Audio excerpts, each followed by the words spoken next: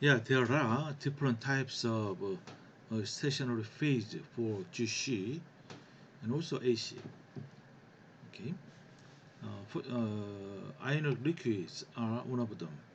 Okay, the ionic liquids are, as name indicates, this is a liquid. Okay, but ionic liquids consist of ions.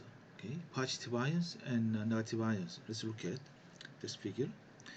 This is the representative iron liquids. Okay, there are many kinds of iron liquids, and as since they have been known some time ago, about maybe 15 or 20 years ago, then the extensive research has been poured on them, and they have been applied to many areas of chemistry and engineering. Okay? This part, this is imidazole, it is the moiety, and this one gives positive charges, okay? And then this one, this part, yeah, since there are two positive ions on one molecule and there are two negative ions, okay? So positive and negative ions are put together and become a liquid, okay? What is the characteristic of this ionic liquid? Yeah, they are very non-volatile. Okay? In other words, their vapor pressure is extremely low. Okay, even they don't they are not evaporated under the in a high vacuum. Okay, well, so people wanted to use this kind of iron liquid as a new types of stationary phase for GC, especially for GC. So these iron liquids they melt below room temperature, right? That's why, yeah, they exist as a liquid and have a wide liquid range with low volatility at elevated temperature. Okay, this is important. Yeah, so the volatility is so low, the vapor pressure is so low. Okay, almost nothing. Yeah, under the high vacuum. Iron liquids have the potential to offer novel cell activities for polar analytes and increased operating temperature with low bleed. Okay, these characteristics made these iron liquids as a newest type of stationary phase. Okay, and uh, yeah, one thing I want to make a comment. These ion liquids have been applied, widely applied to the organic synthesis. Okay, many organic reactions that don't proceed in. Just a second. I'm sorry. Well, I'm sorry. Right. So these ion liquids have been widely applied to organic synthesis, and some the reactions that doesn't proceed in ordinary conditions, yeah, may uh, proceed in ionic liquids. Yeah. So there are a lot of studies about ionic liquids, and its application becomes more and more. Okay, and other than that, porous polymers and high area carbon and alumina, those are also can be used as a stationary phase for this one plot porous layer open tubular column. Okay? So when they are used as a stationary phase, they can separate hydrocarbons in gas solid adsorption chromatography. Okay? So the gases, okay, can be the gases, the absorptivity on the surfaces are different depending on the gas types. Okay, other widely used stationary phase is molecular sieves. Okay? Molecular sieves, the sieves. Sieves is used to separate um, you know the grains depending on their sizes. Okay? And molecular shapes can separate the different molecules depending on their size. And these molecular shapes have been known very for a long time, and there are naturally occurring these molecular shapes, and also people uh, can synthesize molecular shapes. These molecular shapes are either inorganic or organic materials with cavities. It is important. It has cavities into which small molecules enter and are partially retained. Mm. Most of molecular shapes are made of aluminum silicate. Aluminum and silicon atoms are arranged in three-dimensional fashion, so they make this kind of open cavity. Okay, so this channel, yeah, this is also called channel because they are interconnected inside this structure. So this channel size can be controlled by chemical synthesis, but not very big. It's very small actually. Several angstroms. Okay, so these gases, small gases, hydrogen, um, oxygen, carbon dioxide, and methane, or even water. You know, so depending on the size, if this size is just fit for example, hydrogen, and it retains hydrogen gas inside for longer time than other gases. Okay, so that way the you can separate, okay, the gases. Okay.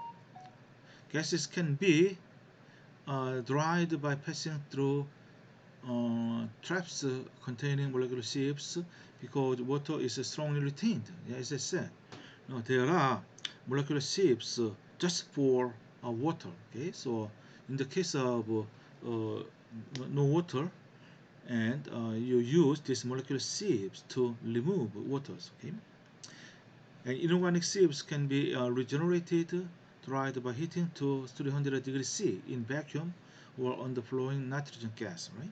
Since if this is made of inorganic materials like aluminum silicate, and then they are very stable up to very high temperature. Okay, so after you use this molecular sieve, don't throw it away, but you can regenerate, and then you can reuse, yeah, over and over. Okay. Okay. Now let me talk about packed columns. Right. So far we considered only open tubular column, and the packed columns, as the name indicates, the columns are completely packed with usually non-volatile solid. Okay, and that solid support may be or may not be coated with non-volatile liquid stationary phase. Yeah, or solid itself can be used as a stationary phase. Okay, and packed column has greater sample capacity but give broader peaks, longer retention time, and so less resolution. You look at this chromatogram, right? This separation was done by a packed column. Okay, packed column is inner diameter is 2 millimeters. Usually, packed column inner diameter is much larger than open tubular column, and its length is 76 centimeters. Length is much shorter than open tubular column. Okay, it contains 20% carbon wax, 20 M on gas chrome R support, and flame anogen detector. Detector is we'll talk about it later. Anyway, this packed column can be used to separate this kind of alcohols, okay, but the chromatogram is not as good as the open tubular column. Why? Because this part, the separation is poor, very poor, and so you see these peaks, but it is fatter. Okay, it has a broadened peaks. Okay, and retention time is quite high. Okay, here, more than 45 minutes. But with open tubular column, yeah, the good separation can be done within maybe 10 or 15 minutes. Okay, but there are uses for this open packed column. Okay, usually this packed column are used for liquid chromatography. Okay, yeah, despite their inferior resolution, packed column is used for prep, preparatory separation. Yeah? Since it has a greater capacity, sample capacity, that means it contains, a larger amount of sample inside the column. So if you want to, not only separation, but also you after separation you want to correct each component. Then packed column is the answer. All right.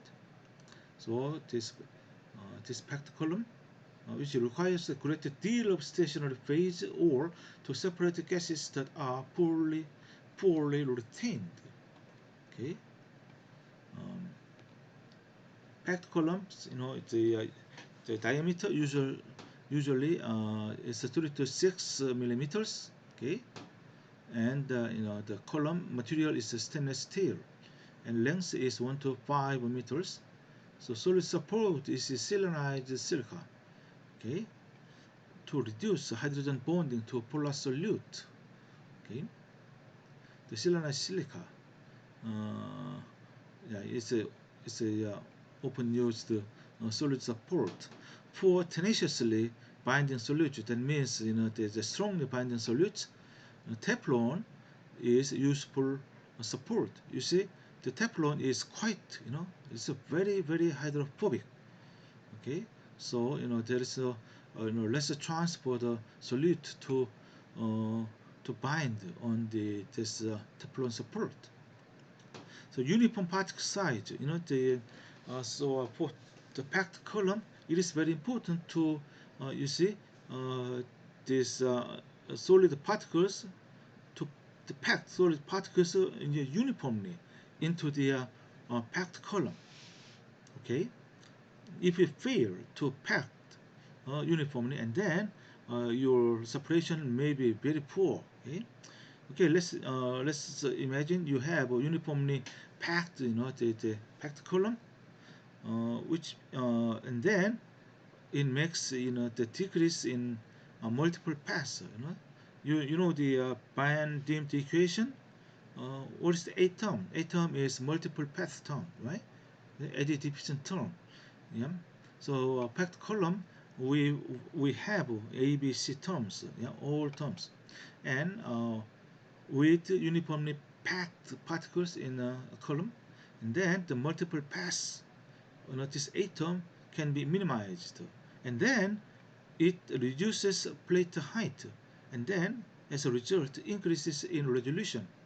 Okay, but small particle size, yeah, decreases time for equilibration. That's okay so far, and improvement in column efficiency. Yeah, that's good.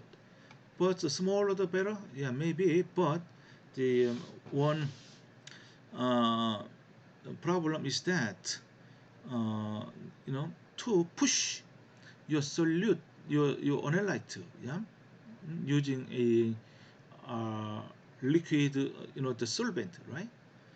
And you need higher pressure, much higher pressure than open tubular column. Okay, less space between particles, need more pressure to force mobile phase. Okay, yes, here is one comment here.